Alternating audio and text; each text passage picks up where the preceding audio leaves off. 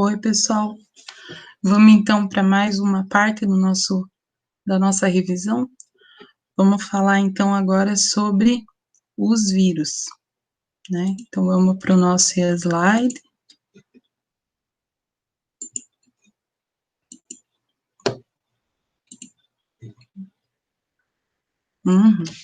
Então vamos lá. Nossos principais agentes, agora vamos falar dos vírus. Então, os vírus são estruturas muito simples.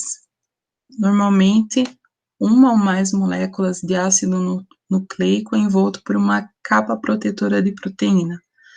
São capazes de se replicar no interior de células hospedeiras. Então, na verdade, eles precisam de um hospedeiro. Os vírus são parasitas obrigatórios. Eles precisam de um hospedeiro. Se não tiver hospedeiro, o ciclo de vida deles acaba rapidinho. Eles não conseguem crescer e se dividir por si só, autonomamente. Eles precisam de um hospedeiro, eles dependem da célula hospedeira para conseguir se multiplicar. Então, eles dependem da célula hospedeira para as suas funções vitais. E a replicação só é possível a partir do seu próprio material genético. Eles não conseguem fazer replicação através de material genético de outro ser vivo ou de outra célula, por exemplo. Agora vamos pensar nos vírus na planta. Então, existem dois movimentos dos vírus na planta. Então, uma vez que eles entraram na planta, eles podem ser distribuídos ou célula a célula, ou via o sistema vascular, que é o xilema e floema, normalmente pelo floema. Então, quando eles fazem essa distribuição célula a célula, na verdade é um movimento lento que eles fazem dentro da planta. Então, eles, na verdade, não passam simplesmente de uma célula para a célula do lado. Eles primeiro se replicam na célula que eles estão, para daí eles entrarem na célula vizinha. Então, é um processo lento.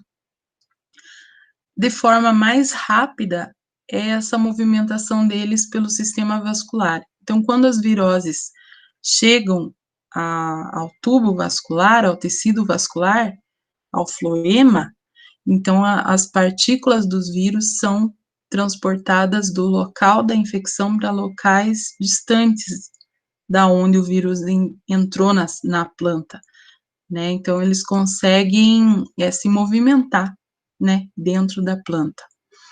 E essa forma de movimentação que é a da grande maioria dos vírus que causam doenças em plantas. Então, os sintomas podem ser localizados, quando é naquela parte que o vírus invadiu, que o vírus entrou dentro da planta, ou sistêmicos, quando eles conseguem passar pelo sistema vascular e atacar vários locais. Então, normalmente, esses sintomas localizados são lesões cloróticas e necróticas, que são essas duas que estão aparecendo aqui. A clorose é essas manchas amareladas na planta, e a necrose é a morte do tecido, então fica essas lesões escuras, né, da célula morta. E lesões sistêmicas, normalmente, mosaico mosqueado, a distorção foliar, que é aquele enrugamento da folha, mancha anelar, que são manchas com formas de anéis, o amarelecimento da folha, que é a clorose, superbrotamento e o nanismo. A planta, superbrotamento é na raiz, ela começa a formar raiz e a raiz não se desenvolve, ela forma de novo e fica um emaranhado de raiz pequenininha, que não se desenvolve. E o nanismo é falta de crescimento, a planta não consegue crescer, não consegue se desenvolver, fica raquítica, pequenininha, né? Então, aqui dois exemplos, ó, um mosaico, né, nessa distorção foliar, que é esse enrugamento da folha, essas manchas amareladas e esverdeadas, né, esse é o mosaico, e a distorção da folha, essa deformação, né,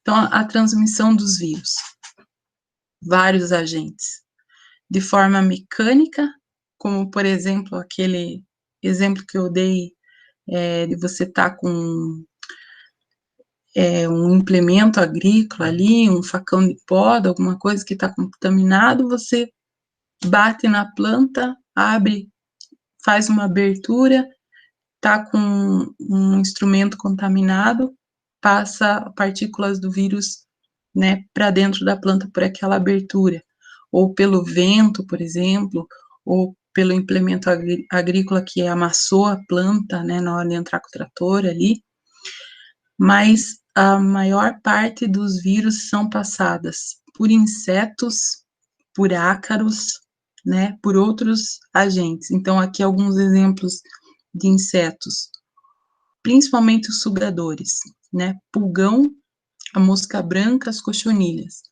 Na hora que esses insetos estão sugando a planta, eles, pela saliva deles, eles conseguem passar partículas do vírus para a seiva. E daí, a partir daí, se dissemina rapidamente por causa do floema. Então, todos esses insetos sugadores, que nem, por exemplo, o pulgão, ele faz uma picada de prova.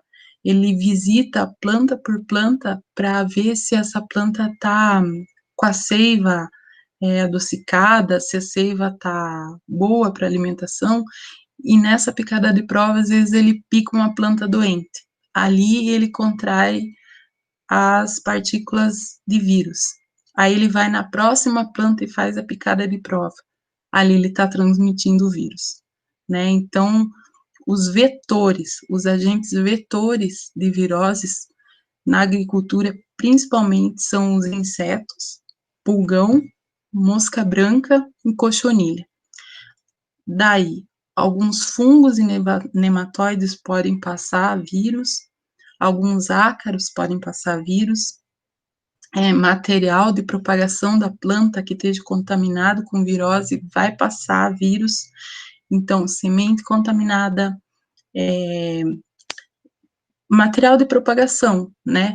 Por exemplo, assim, toceira contaminada, se vai fazer estaquia, enxertia, que aquele material está contaminado, vai passar da planta mãe para as filhas, né? Através do grão de pólen pode passar virose e alguns parasitas também podem passar virose.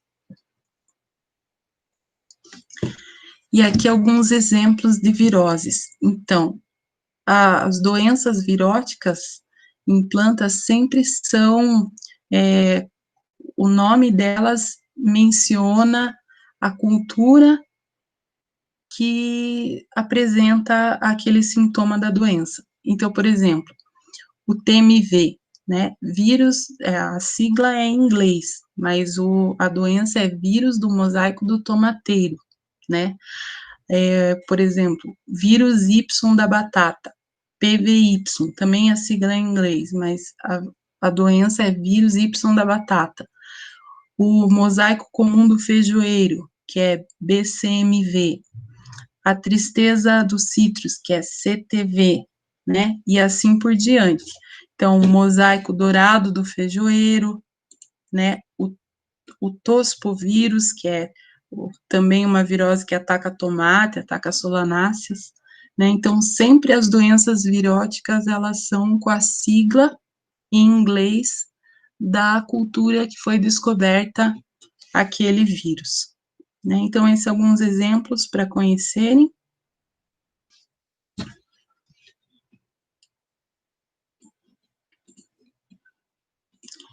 E é isso, então, de virose.